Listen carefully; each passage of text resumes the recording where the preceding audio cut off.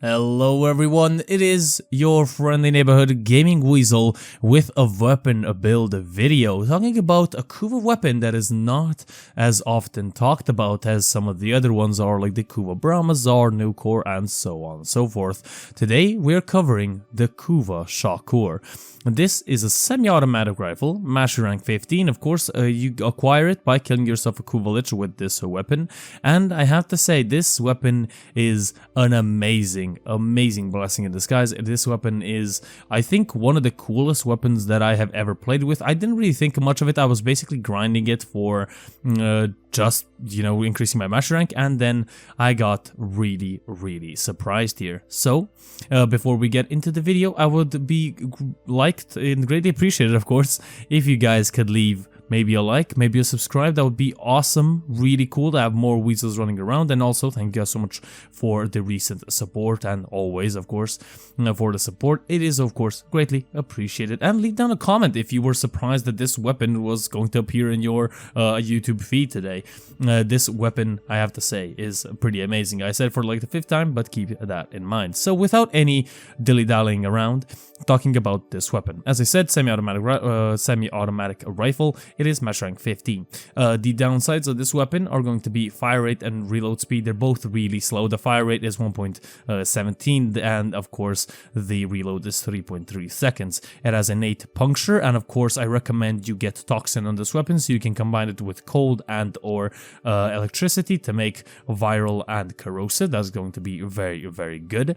And these weapon base stats for critical chance and critical multiplier are really decent. And when I say really decent, for crit chance we have 50%. It is the best critical chance on any weapon inside of the game, tied with the lens and the dread. This weapon is amazing considering critical chance, and you've been seeing throughout the gameplay that the red crits just keep piling upon the screen, and basically this weapon is a red crit monster. Now its shots do have an explosion radius of 2.9 meters after hitting or some random surface or just an enemy, so keep that in mind. Now I'm not sure, I'm not 100% sure. I even checked the wiki for this because I wasn't sure if it's benefited from Firestorm or not. So maybe you can test that out for yourself and maybe leave it in the comment section below. Maybe I'm just really blind and I can't find it anywhere. So yeah, as I said, it does have a small explosion radius, and it deals, of course, explosive damage, a little bit of slash, and puncture as well. But the primary shot is always going to be puncture, and it's always going to have puncture procs, or sorry, impact, not puncture. So I have 2 builds for you guys. That is going to be very good. 2 builds for you guys right now, and the first build is going to be on the screen right now. Now the build is nothing really special, but of course the red crits do speak for themselves.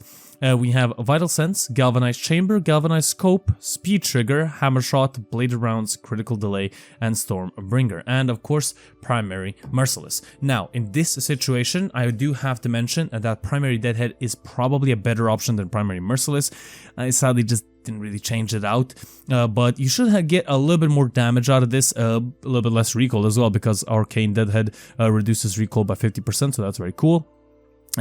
Now you could change out Critical Delay for Point Strike to I guess get more reload, or I guess more fire rate, because Critical Delay does delay your fire rate, and Speed Trigger is very important for me because I love myself some fire rate, but I just love the 200% critical chance boost of Critical Delay, and I cannot get rid of it.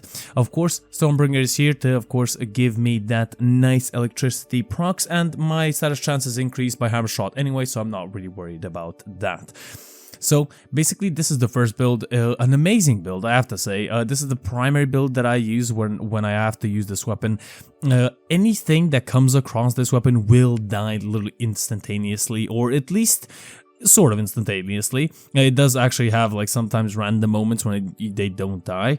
I just want to say that the gameplay in the background, it's Titan on Saturn, so like sort of mid-level of the star chart, Steel Path of course, and I'm using Revenant to just to survive a little bit more, and also I do have Roar, but it is a maximum of 137% power strength, or I guess damage increase, but honestly, even without that, this weapon is gonna decimate everything it possibly comes across. So that was the first build. That was basically my all-day, everyday build with this weapon. The second build is on the screen right now. The gameplay is probably switched up. Now this build is basically the same build, but primary merciless is definitely important here. And you're not going to need the deadhead because you're not aiming for headshots.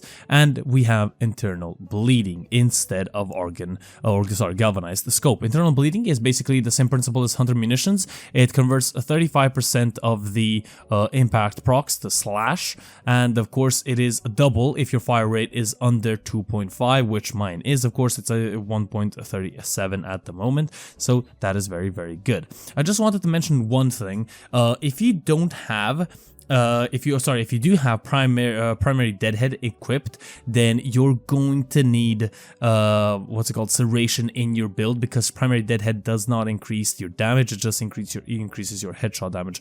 If I'm correct, and I think I am, I'll be right back, I'll just double check that. Okay, so I was actually wrong. It does increase damage, not just headshot damage. So yeah, there you go. I just needed to quickly check it. So basically, you do not have to change it out for merciless. You can definitely, I guess you don't have to equip serration, so you're pretty much set and ready to go. But yeah, second build, internal bleeding, very good. It's basically, as I said, counter munitions. Basically the same principle, and this weapon build also will basically kill anything you come across. You don't really need to be worried about that. It is just that you're not going to be getting as many red and orange crits as you got, I guess, with the first build. But this build is sort of like fire once and then the enemy basically disappears because of the massive amount of slash procs I get received.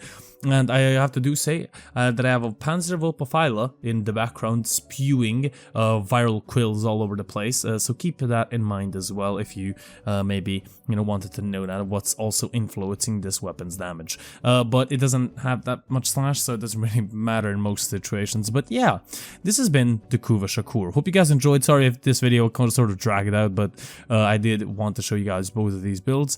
I hope you guys did enjoy. If you guys did, definitely leave a like, a comment, and do subscribe for more. And yeah, I will see you guys on the next one. This has been the Gaming Weasel, over and out.